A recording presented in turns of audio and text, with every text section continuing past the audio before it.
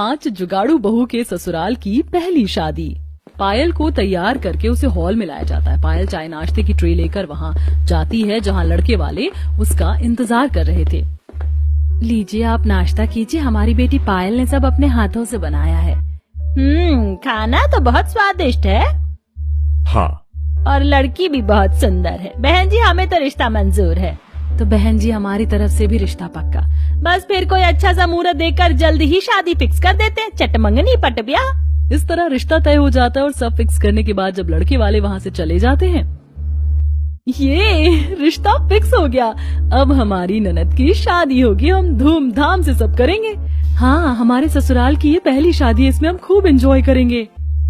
हाँ दीदी, बहुत मजा आने वाला है। हमें अभी से ही तैयारियां शुरू करनी होंगी। हाँ, कोई कमी नहीं रहनी चाहिए हमारी नंद की शादी में।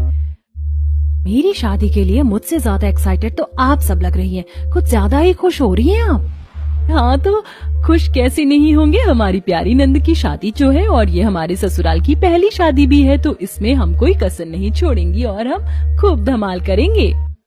5 भाभियां शादी के लिए बहुत खुश थी और उसकी प्लानिंग कर रही थी। तभी उनकी नजर अपनी सास पर पड़ती है जो थोड़ी उदास थी। क्या बात है मम्मी जी, कोई परेशानी है?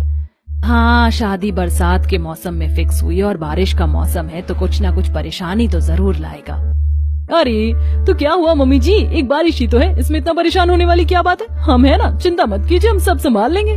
बस उसी दिन से घर में शादी की तैयारियां होनी शुरू हो जाती हैं। घर में खुशी का माहौल छाया हुआ था।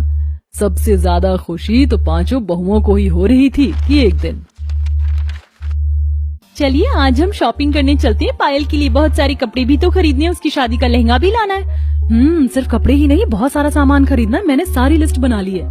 हाँ ठीक है, जब लिस्ट तैयार हो गई है तो चलो सामान ले ही आते हैं। तीनों सास बहुएं शॉपिंग करने जाती हैं, लेकिन जब वो वापस घर लौट रही थी तब बहुत तेज बारिश हो जाती, जिसकी वजह से घर आते आते सब पूरी तरह भीग जाते हैं। देखा, मैंने कहा था ना, बारिश में शादी करना बिल्कुल आसान नहीं। कोई बात नहीं मम्मी जी, इसमें परेशानी की क्या बात है, शादी के साथ साथ हम बारिश का भी मजा ले लेंगे। दिन गुजरते हैं और शादी का दिन नजदीक आ रहा था। एक दिन, पायल चलो हम तुम्हारा लहंगा ले आते हैं, अब तक तो सिल भी गया होगा। हाँ भाभी, चलो चलते हैं, मैं भी तो देखूं मेरा लहंगा कैसा बना है। हाँ चलो। दोनों ननद भाभी दर्जी के पास जाती हैं और वहाँ से लहंगा लेने के बाद मार्केट का सारा काम खत्म करके शाम को घर वापस लौटती हैं। फिर अगले दिन जब पायल लहंगा ट्राई करती है, लेकिन उसे लहंगा आता ही नहीं क्योंकि उसका साइज छोटा था। भाभी, मुझे तो ये लहंगा आ ही नहीं रहा है, ये लहंगा तो छोटा है, अब मैं क्या करूँगी भाभी? क्या कहा, लहंगा छोटा है? लेकिन ऐसा कैसे हो सकता है, हमने तो टेलर को सही नाप दिया था। सब टेलर की गलती है, हमें अभी उसके पास जाना चाहिए और अभी इस लहंगे को ठीक करवा कर आते हैं। हाँ, और उस टेलर को अच्छे से सुना कर भी आना, ऐसे कैसे इतनी बड़ी लापरवाही कर सकता है वो। पायल और उसकी भाभियां जब टेलर की दुकान पर जाती हैं तो वहाँ जाकर उन्हें पता चलता है कि टेलर तो वहाँ है ही नहीं, वो किसी काम से दूसरे शहर गया और कुछ दिन बाद ही लौटेगा। भाभी, अब मैं क्या करूँगी? 3 दिन बाद ही मेरी शादी है, अब तो कुछ नहीं हो सकता। इतनी जल्दी लहंगा ठीक कैसे होगा, सब खराब हो गया भाभी। पायल तुम शांत हो जाओ, कुछ खराब नहीं हुआ है। हाँ, हम कुछ जुगाड़ करते हैं और तुम्हारा लहंगा ठीक करते हैं। सभी घर वापस आ जाते हैं और पायल की 5 भाभियां उस लहंगे को ठीक करने में लग जाती हैं। वो एक्स्ट्रा कपड़ा और कुछ सुंदर फूल लेकर उस मटेरियल से लहंगे का कपड़ा बढ़ाकर उसे ठीक कर देती हैं। वाह भाभी, आप सबने तो कमाल कर दिया। देखो तो अब ये लहंगा मुझे कितना अच्छी तरह से फिट हो रहा है। सच में आप लोग तो बिल्कुल कमाल हो। हमने कहा था ना कि हम सब ठीक कर देंगे। हाँ भाभी, नहीं तो मुझे तो बहुत टेंशन हो रही थी। तुम्हारी जुगाड़ू भाभियों के रहते तुम्हें टेंशन लेने की कोई जरूरत नहीं है। हाँ, हम जुगाड़ करके कुछ भी सही कर सकते हैं। हाँ भाभी, क्योंकि आप सब बेस्ट हो। अब शादी का दिन बस नजदीक आ ही रहा था। पहले हल्दी फंक्शन हुआ, उसके बाद मेहंदी फंक्शन था, लेकिन उस दिन फिर से एक प्रॉब्लम हो गई। अब तक मेहंदी वाली क्यों नहीं आई? तभी वहाँ विमला आती है। मेहंदी वाली आज नहीं आ पाएगी क्योंकि उसकी तबीयत ठीक नहीं है। क्या? अगर वो नहीं आएगी तो मुझे मेहंदी कैसे लगेगी? लेकिन उसने हमें एंड टाइम पर ही क्यों बताया, पहले क्यों नहीं बताया? उसने मुझे शाम को फोन किया था, लेकिन मैं काम में बिजी थी इसलिए बात नहीं कर पाई। तो अब हम क्या करेंगे? मेरे पास एक मेहंदी वाली का नंबर है, मैं उससे बात करके पूछती हूँ। रितु उस मेहंदी वाली को कॉल करती है और उससे बात करने के बाद, क्या हुआ भाभी, क्या कुछ बात बनी? नहीं, आज उसकी कहीं और बुकिंग है, वो आज नहीं आ सकती। अब क्या करें, ऐसे तो मेहंदी का फंक्शन हो ही नहीं पाएगा। अरे ऐसे कैसे नहीं हो पाएगा, हम है ना तुम्हारी जुगाड़ू भाभियां, हम किसी से कम थोड़ी हैं, हम अभी कुछ तिकड़म करते हैं। हाँ, इतना काम तो हमें भी करना आता है, तुम चिंता मत करो, हम अभी अपने जुगाड़ से तुम्हें सुंदर सी मेहंदी लगाएंगे। बस फिर पायल की पांचों भाभियां जुगाड़ करके सुंदर से मेहंदी का डिजाइन बनाती हैं और इस तरह उसका मेहंदी का फंक्शन भी अच्छे से पूरा हो जाता है। अगले दिन पायल की शादी थी और पायल लहंगा पहनकर तैयार होकर अपने कमरे में परेशान बैठी थी।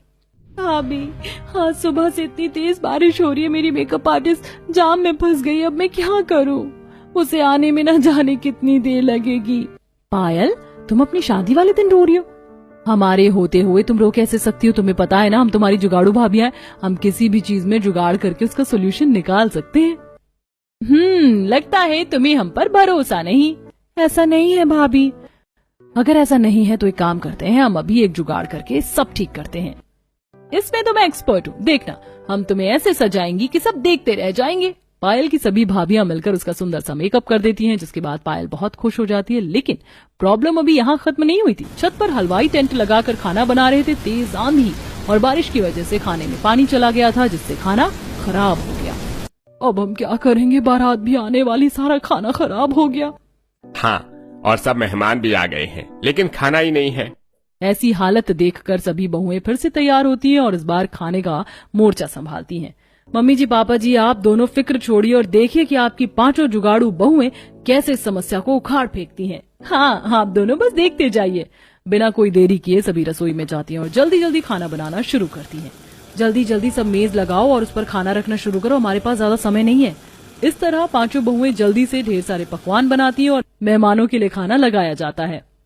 सच में बहुओं, तुमने तो कमाल कर दिया। इस बार फिर से तुमने हमारी नाक कटने से बचा ली। हाँ, मेरी पांचों बहुएं कमाल की हैं। कितनी भी बुरी परिस्थिति क्यों ना हो, जुगाड़ लगाकर उसे सही कर देती हैं। थोड़ी देर बाद जब दुल्हन के फेरे हो रहे थे, अब सब अच्छे से हो जाए बस। लेकिन इतनी आसानी से कहाँ सब सही होने वाला था। फिर से एक और समस्या ने दस्तक दी। बेटा, अब हम क्या करें? पायल की डोली जो ला रहे थे रास्ते में, उनसे डोली गिर गई और वो टूट गई। क्या? मम्मी जी, आप बाकी सब संभालिए, तब तक हम अपने जुगाड़ से डोली तैयार करके लाते हैं।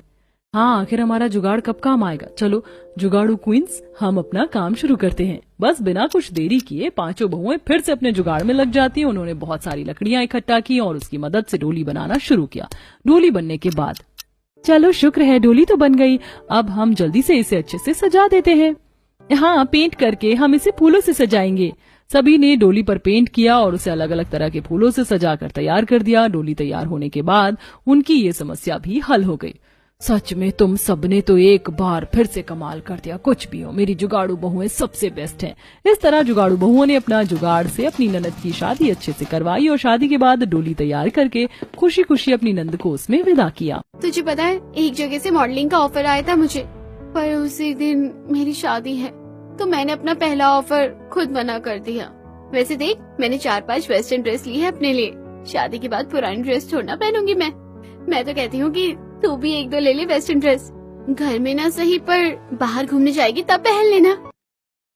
अरे यार नहीं, तू तो जानती है ना मुझे ऐसे मॉडर्न कपड़े पहनना पसंद नहीं। बहाने बनाना बंद कर। बहुत अच्छे से जानती हूँ तेरा भी मन करता होगा, पर तेरी जो अरेंज मैरिज है, तुझे डर है कि तेरी सास तुझे ऐसे कपड़े पहनने दे या ना दे, इसलिए लव मैरिज बेस्ट होती है। मैं तो तुझे समझाती थी कि लव मैरिज कर ले। लव मैरिज करती तो मेरी तरह शादी के बाद भी ऐसे कपड़े पहन पाती। अब कुछ दिन में दोनों दोस्त ड्रेस लेकर अपने अपने घर आती हैं। इसी तरह कुछ दिन बीत जाते हैं और शादी से कुछ दिन पहले सिमरन आरती को अपने घर बुलाती है और उसके सामने अपनी कुछ मॉडर्न ड्रेस रखकर उससे बोलती है, देख, सास तो सास होती है और सास अपनी बहू को मॉडर्न कपड़े नहीं पहनने देती, इसलिए तू मेरी कुछ ड्रेस रख ले। जब पति के साथ घूमने जाएगी तो ये कपड़े पहन लेना। मेरी सास मुझे जैसे कपड़े पहनाना चाहेगी मैं पहन लूंगी। मुझे इन कपड़ों की जरूरत नहीं है। मैंने आज से पहले ऐसे कभी कपड़े पहने नहीं है। मुझे तो खुद शर्म आती है। पर तू ऐसा क्यों बोल रही है कि सास सास होती है? तू तो लव मैरिज कर रही है। हाँ, लव मैरिज कर रही हूँ, पर लव मैरिज वाली की सास एक खड़ूस सास होती है। वैसे मैंने विक्रम से बात कर ली है सारी, और मैंने उसे साफ साफ कह दिया है कि शादी के बाद मैं सूट साड़ी ये सब नहीं पहनूंगी, और अगर कभी सूट साड़ी भी पहनूंगी तो स्टाइलिश पहनूंगी। मैं घूंघट में नहीं रहने वाली। बहन जी की तरह, और उसने भी कहा कि वो मेरे साथ है। ये तो बहुत अच्छी बात है। अब तू अपने कपड़े समेट ले, बहुत जल्द एक ही दिन हम दोनों दोस्त की शादी हो जाएगी। पर अच्छी बात यह है कि हम दोनों का ससुराल ज्यादा दूर नहीं है। अगर मुझे मौका मिला या तुझे मौका मिला तो तू मिलने जरूर आना। आरती सिमरन से काफी सारी बातें करके अपने घर जाती है। समय गुजरता है और दोनों ही दोस्त की एक साथ शादी हो जाती है। जहां आरती घूंघट करके अपने ससुराल पहुंचती है तो वहीं बिना घूंघट के सिमरन अपने ससुराल पहुंचती है। भाभी, ये क्या आपकी नई नई शादी हुई है और आप बिना घूंघट के गाड़ी से उतर गए? बहू, तेरे घर वालों ने कुछ नहीं सिखाया क्या? अभी तेरी मुंह दिखाई भी नहीं हुई है, पहले ही दुनिया को मुंह दिखाने का इरादा है क्या? जल्दी से घूंघट कर। सिमरन, मैं तुम्हारे साथ हूँ, पर कुछ रीति रिवाज भी होते हैं, उन्हें तो पूरा करना ही पड़ेगा ना। रस्मों की बातें सुनकर सिमरन घूंघट कर लेती है। कुछ देर में उसका गृह प्रवेश होता है तो वहीं शोभा अपनी बहू का घूंघट देख उससे बोलती है, बहू, इतनी गर्मी हो रही है और तूने इतना लंबा घूंघट कर रखा है। घूंघट करने की क्या जरूरत है? तुझे देखकर तो हमने अपने बेटे की शादी करवाई है। हाँ भाभी, वैसे भी अब के जमाने में कौन घूंघट करता है? सर पर पल्लू तो भी ठीक है। हटा लो बहू घूंघट, किस्मत वालों को मिलती है शोभा जैसी सास। सभी लोगों के कहने पर आरती अपना घूंघट हटा लेती है। कुछ ही देर में उसका भी गृह प्रवेश होता है और इस तरह पूरा दिन बीत जाता है। अगले दिन दोनों ही बहू की पहली रसोई होती है, इसलिए दोनों ही जल्दी उठकर तैयार हो जाती हैं। जहां आरती साड़ी पहनकर सिर पर पल्लू रखती है तो वहीं स्लीवलेस सूट डालकर बिना चुन्नी के सिमरन नीचे आती है। बहू, ये क्या बेशर्मी है? माना कि तुम्हारी लव मैरिज हुई है, पर इसका मतलब ये तो नहीं कि तुम शादी के अगले ही दिन ऐसे कपड़े पहनो। जल्दी से जाकर कपड़े बदलो। और हाँ, तुम्हारी पहली रसोई रात को होगी। शादी में कुछ रिश्तेदार नहीं आ पाए थे तो इसलिए वो आज आ रहे हैं, तो उनके सामने साड़ी पहनकर ही आना। ठीक है माँ जी, पर इस सूट में क्या दिक्कत है? माँ, भाभी को आए अभी एक दिन भी नहीं हुआ है और वो आपसे सवाल कर रही हैं। बहू, हमारे घर की बहू ऐसे कपड़े नहीं पहनती। अभी तुम्हारी नई नई शादी हुई है, कम से कम शादी के कुछ दिनों तक तो हमारी इज्जत रख लो और ढके हुए कपड़े पहन लो। किसी भी वक्त कोई भी आ जाएगा तुमसे मिलने, और अगर वो तुम्हें ऐसे कपड़ों में देखेंगे तो मेरी क्या इज्जत रह जाएगी उनके सामने? सोचा है कभी? सिमरन, तुम सब कुछ मुझ पर छोड़ दो और अभी जाकर प्लीज ऐसा सूट डालो जिसकी बाजू पूरी हो। तुम्हें मुझ पर विश्वास तो है ना? विक्रम के कहने पर सिमरन जाकर कपड़े चेंज कर लेती है तो वहीं शोभा अपनी बहू की साड़ी देख सिर पर हाथ रखकर उससे बोलती है, हे भगवान, कैसी बहू मिल गई है मुझे। क्या हुआ माँ, तुम ऐसा क्यों बोल रही हो? आरती से कोई गलती हो गई है क्या? बेटा, मेरी बहू आजकल की है और इसे देखो, हमारे जमाने में जी रही है। बहू हमारे जमाने में लड़की शादी करके आती थी, घूंघट करती थी, साड़ी पहनती थी, पर अब की लड़कियां सूट पहनती है, स्टाइलिश कपड़े पहनती है। और एक तुम हो, देखो रात में घर में मेहमान आ रहे हैं, अगर उन्होंने तुम्हें ऐसे साड़ी में सर पर पल्लू देखा तो क्या कहेंगे कि मैं अपनी बहू और बेटी में फर्क करती हूँ, बेटी को छोटे कपड़े पहनाती हूँ और बहू को घूंघट में रखती हूँ। भाभी, आप जब तक स्टाइलिश नहीं बनोगी ना तो माँ आपको ऐसे ही सुनाती रहेगी, आपकी सास औरों की सास से अलग है। बस ये बात गांठ बांध लो। अपनी सास और नंद की बातें सुनकर आरती हंसने लगती है और जाकर सूट डाल लेती है। देखते ही देखते शाम हो जाती है और खाना बनाते हुए दोनों दोस्त एक दूसरे से फोन पर बातें करती है। लगता है भगवान ने हम दोनों की किस्मत एक जैसी लिखी है, एक साथ शादी हुई और एक ही टाइम पर पहली रसोई भी हो रही है। मुझे तो तेरी बहुत याद आ रही है। वैसे आज तूने क्या पहना है? इतने सारे तो वेस्टर्न कपड़े लेकर गई थी, पहना या नहीं? आज तो ससुराल में पहला ही दिन है और बाहर से कुछ लोग आ रहे हैं तो उनके सामने वेस्टर्न ड्रेस नहीं पहन सकती ना, इसलिए साड़ी पहनी है ताकि मेरी सास भी खुश हो जाए। तू अपना बता, आंटी जी बनकर तो नहीं घूम रही ना ससुराल में? और तेरी सास तुझे घूंघट तो नहीं करवा रही? अरे नहीं यार, मेरी सास को तो मेरे घूंघट करने से ही प्रॉब्लम है। अच्छा, मैं रखती हूँ, बाकी बातें तुझसे बाद में करूँगी। लगता है घर में मेहमान आ गए हैं। आरती अपने दोस्त से आधी अधूरी बातें करके फोन रख देती है। कुछ देर में दोनों के घरों में मेहमान आते हैं, जहां आरती को देख सभी शोभा से कहती हैं, शोभा, तेरी पहली बहू है हमारे घर में जो सूट साड़ी में है। अपनी बहू को थोड़ा बोल, खुद को बदले। कहीं ऐसे तो नहीं तूने ही बेचारी को ऐसे कपड़े पहनने के लिए मजबूर किया हो? बहू, अगर तुम्हारी सास ने जबरदस्ती तुम्हें ऐसे कपड़े पहनाए ना तो मुझे बताओ, मैं तुम्हारी सास की जेठानी हूँ मैं इसके कान मोड़ दूंगी। नहीं ताई जी, माँ जी तो मुझे कल से ही कह रही थी कि मैं आजकल की बहू की तरह रहूं और जो मेरा दिल करे वो पहन लूं। मुझे तो ऐसे ही कपड़े कंफर्टेबल लगते हैं। अगर ऐसी बात है तो ठीक है, अगर तुम्हारी सास कभी तुम्हें परेशान करे तो मुझे जरूर बताना। जहां ससुराल में आते ही आरती को काफी सारी खुशियां मिलती हैं, तो वहीं जब साड़ी पहनकर बिना सिर पर पल्लू रखे सिमरन मेहमानों को खाना परोसती है तो शांति की जेठानी शांति को ताने कसती है। शांति, पर जो भी कहो, तुम बड़ी मॉडर्न हो गई हो। आज तक हमारे खानदान में किसी की लव मैरिज नहीं हुई, पर तुमने तो अपने बेटे की लव मैरिज भी करवा दी और बहू को स्टाइलिश साड़ी पहनने की भी मंजूरी दे दी। अब जो स्टाइलिश साड़ी पहनती है, भला वो घूंघट कहाँ से करना सीखेगी, कहाँ से जानेगी? बहू बड़े कुछ बोल रहे हैं, अब क्या सुनाई भी नहीं देता? सुमित्रा की ऐसी बातें सुनकर शांति सिमरन को आंख दिखाने लगती है। कुछ देर में सुमित्रा खाना खाकर वहां से चली जाती है और शांति सिमरन से नाराज हो जाती है। इसी तरह कुछ दिन बीत जाते हैं और सिमरन अपनी सास के अनुसार कपड़े पहनना शुरू कर देती है। ऐसे ही एक रात। विक्रम, तुमने तो कहा था कि तुम मेरा साथ दोगे, मुझे बाहर घुमाओगे, मुझे वेस्टर्न कपड़े पहनने दोगे, पर यहाँ देखो मुझे माँ जी की वजह से आंटी जैसे कपड़े पहनने पड़ते हैं। तुम्हारी बहन तो खुद मॉडर्न कपड़े पहनती है और मुझे ऐसे सूट साड़ी पहनने को कहती है। फिक्र मत करो, तुम जाकर तैयार हो जाओ, हम अभी मूवी देखने चलेंगे। विक्रम के कहने पर सिमरन जल्दी से तैयार होकर बाहर आती है और एक बार फिर अपनी बहू को फाइटिंग वाले सूट में देखकर उस पर भड़कने लगती है। इस घर में मैं हूँ या नहीं, जब तुम्हें अपने ही मन की करनी है, और तुम दोनों इस वक्त कहाँ चले ऐसे कपड़े पहनकर? वो माँ जी, जब से शादी हुई है हम बाहर नहीं गए ना, तो इसलिए आज हम बाहर जा रहे हैं। माँ, सही कहा ताई जी ने, भाभी तो हाथ से निकली हुई है और भैया भी सिर्फ भाभी की सुनते हैं। अभी शादी को 1 महीना भी नहीं हुआ और तुम अपने पति के हाथ में हाथ डालकर घर से बाहर जाओगी। जहाँ भी जाना हो रात में जाना, अंधेरे में। मैं नहीं चाहती कि तुम्हारी वजह से मुझे अब गली मोहल्ले वालों की भी ताने सुनने को मिले। शांति सिमरन और विक्रम को बाहर जाने से मना कर देती है, जिस वजह से सिमरन का मूड खराब हो जाता है। तो वहीं करिश्मा और शोभा मैक्सी ड्रेस लेकर आते हैं और आरती को देते हुए कहते हैं, बहू, जब से शादी हुई है कहीं बाहर नहीं गई। हमारी इतनी हैसियत तो नहीं कि तुम्हें हनीमून के लिए बाहर भेज सके, इसलिए आज तुम भी ड्रेस पहनकर कहीं बाहर घूमने चली जाओ। आरती, अब तो माँ ने खुद तुम्हें ड्रेस ला कर दी है, अब तो चलो। अच्छा ठीक है, मैं अभी ड्रेस चेंज करके आती हूँ। आरती ड्रेस चेंज करके आती है और अपने पति के साथ बाहर घूमने जाती है। तो वहीं रात के अंधेरे में सिमरन और विक्रम बाहर घूमने जाते हैं और बाहर जाकर सिमरन कपड़े बदलती है।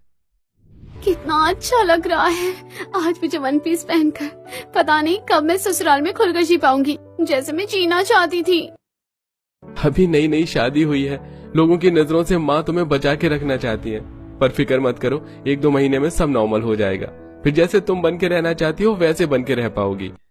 आज सिमरन को विक्रम के साथ पूरी रात घूमकर काफी अच्छा लगता है। अब वो लोग घर आते हैं, पर ये सब शांति को अच्छा नहीं लगता। इसी तरह कुछ दिन बीत जाते हैं और विक्रम अपनी माँ से हनीमून जाने की जिद करता है। गलती करी मैंने तेरी लव मैरिज करवा के। अरे चला जाता तू मुझे छोड़कर, अच्छा ही होता। तुम्हारी वजह से पूरी जात बिरादरी में शर्मिंदा होना पड़ रहा है मुझे। माँ, आजकल सब हनीमून पर जाते हैं, मेरे दोस्त यार भी मुझसे पूछते हैं 2 ही दिन के लिए जाने दो ना। तूने तो कसम खा रखी है, मेरी तो बात नहीं मानेगा।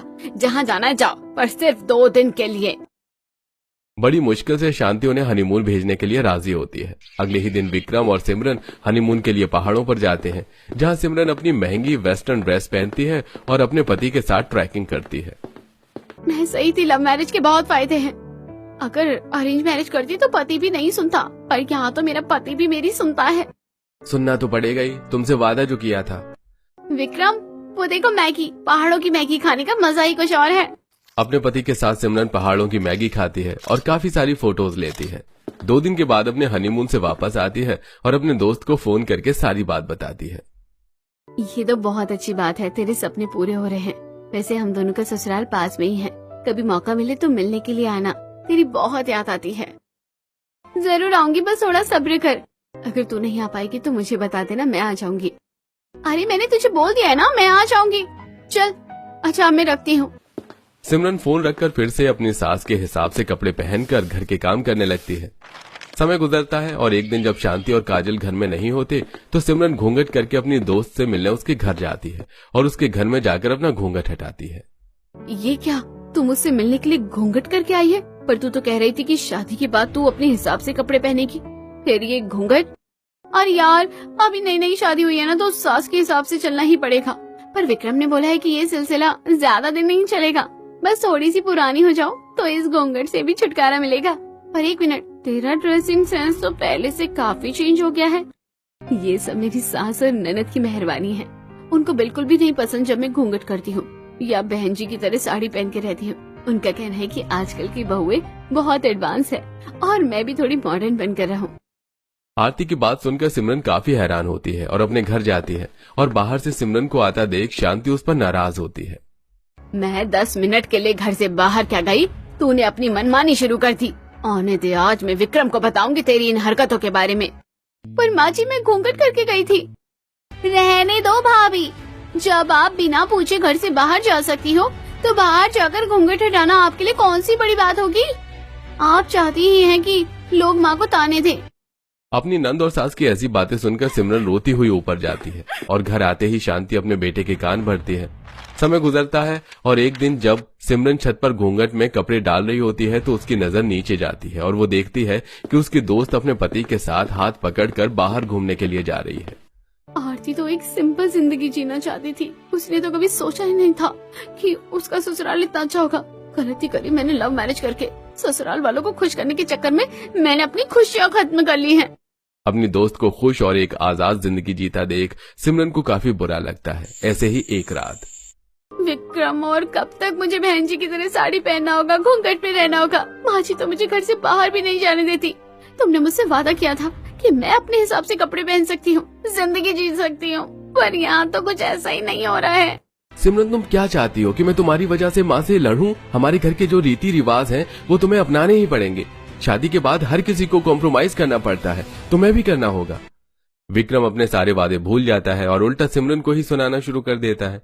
समय गुजरता है और एक दिन कमरे में बैठकर सिमरन फोन चला रही होती है और वो देखती है कि उसकी दोस्त ने अपने पति के साथ मॉडर्न कपड़े में फोटो डाली है। ये देख वो अपने हनीमून की फोटो देखने लगती है और कुछ फोटो अपलोड कर देती है। फोटो अपलोड करने के 1 घंटे बाद शांति की जेठानी शांति को फोन करती है। शांति, मुझे लगा था कि सिर्फ तुमने अपनी बहू को घर में छूट दे रखी है, पर मैं ये नहीं जानती थी कि तुमने अपनी बहू को इतनी छूट दे रखी है कि वो बाहर ऐसे छोटे कपड़े पहनती है और अपने पति के साथ ऐसे फोटो सोशल मीडिया पर अपलोड कर रही है। सुमित्रा की बात सुनकर शांति पूरा घर सिर पर उठा लेती है और विक्रम के आते ही सिमरन को खरी खोटी सुनाने लगती है। मैं तो पहले से ही जानती थी इसके चाल चलन ठीक नहीं है। जो लड़की मॉडलिंग करना चाहती हो वो भला ससुराल कैसे संभाल सकती है। इसने तो हमारी इज्जत की धज्जियां उड़ा रखी है। कैसी फोटो सोशल मीडिया पर अपलोड की है इसने। लोग मुझे फोन करके बोल रहे हैं, बता अब तू हमारी इज्जत क्या रही। विक्रम, सुन क्या रहे हो? माँ को बताओ कि मैंने तुम्हारे साथ ही फोटो डाली है और इसमें गलत क्या है। सिमरन, हमारे घर की बहू को इतनी छूट नहीं है जितनी तुम्हें मिली है और हमारे घर की बहू सोशल मीडिया पर अपनी फोटो नहीं डालती और मैंने तुम्हें मना किया था हनीमून की फोटो अपलोड ना करने को। अभी डिलीट करो। बस बहुत हो गया और तुम लोगों की मनमानी बर्दाश्त नहीं कर सकती मैं। ससुराल में जाकर ससुराल के हिसाब से ढलना पड़ता है, पर इसका मतलब ये नहीं कि मैं जीना ही छोड़ दूं। देखा बेटा, इसकी जुबान कितनी ज्यादा चलने लगी है। शादी के 2 महीने हुए नहीं कि ये हमारे साथ ऐसे पेश आ रही है। सोच, 2 साल बाद ये हमारा क्या हाल करेगी। सिमरन, इस घर में रहने के लिए तुम्हें माँ के हिसाब से ही चलना होगा। अगर मुझे माँ जी के हिसाब से अपनी जिंदगी जीनी है तो मुझे यहाँ नहीं रहना। मैं जा रही हूँ ये घर छोड़कर, क्योंकि अब मेरा यहाँ दम घुटने लगा है। गुस्से में सिमरन घर छोड़कर अपने मायके आ जाती। समय गुजरता है और काफी दिनों तक जब आरती की सिमरन से बात नहीं होती और उसे पता चलता है कि सिमरन अपने मायके आई है तो अपनी दोस्त से मिलने के लिए वेस्टर्न ड्रेस में सिमरन के घर जाती है, जहां वो देखती है कि सिमरन की माँ भी उसे ताने दे रही है। और करो लव मैरिज अपनी पसंद से। अपनी पसंद से की थी ना शादी, क्या हुआ? 2 महीने भी घर नहीं चला पाई। हमारी पसंद से की होती तो आज ससुराल में राज कर रही होती और तुम्हारे साथ अगर कुछ भी गलत होता तो हम तुम्हारे साथ खड़े होते। अब क्या मुंह लेकर जाएगा अपने ससुराल? बोझ बनकर बैठी है वहाँ पर भी। आरती को देख सिमरन की माँ चुप हो जाती है और आरती सिमरन के साथ उसके कमरे में जाती है और जब आरती को सिमरन की हालत के बारे में पता चलता है तो वो उससे कहती है, तूने बिल्कुल सही फैसला लिया उस घर को छोड़कर, पर तूने मुझे कुछ बताया क्यों नहीं? पर अब तू अपना सपना पूरा करना, और जिसे आज तो बोझ लग रही है ना, देखना कल को वही तुझे बेटी बोलकर गर्व करेगी। सही कह रही है तू। बहुत कुछ कर लिया मैंने इन लोगों के लिए। अब मैं खुद को खुश रखूंगी।